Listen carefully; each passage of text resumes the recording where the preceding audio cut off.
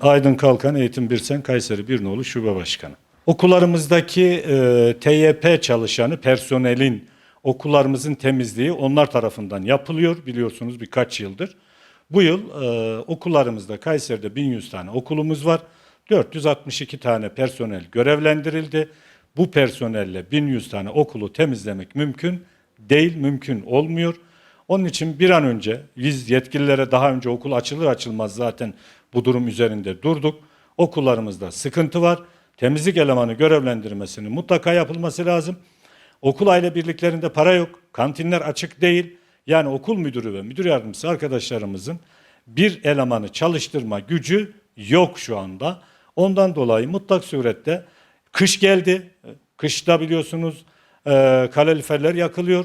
Tabii merkezdeki ilçelerimizde kalorifer biliyorsunuz doğalgaza dönüştü. Çoğu okulumuz doğalgaza dönüştü. Bir düğmeyle yakılıyor. Ama taşrada mahallelerimizde hala kömürle, odunla yakılan kazanlarımız var.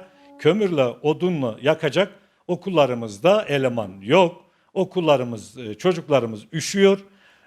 İkinci dönem Sayın Bakan'ın 10.000 tane TYP çalışanıyla ilgili görevlendirileceğiyle ilgili cümlesi var. İnşallah Kayseri'ye yeterince eleman görevlendirilir ve bu okullarımızdaki temizlik bunlarla karşılanır. Taşra'daki okullarımızda yanmayan eğer kalorifer varsa yanmayan kazan varsa bu arkadaşlarımız sayesinde yanar, çocuklarımız üşümez, öğretmenlerimiz üşümez diyorum ben.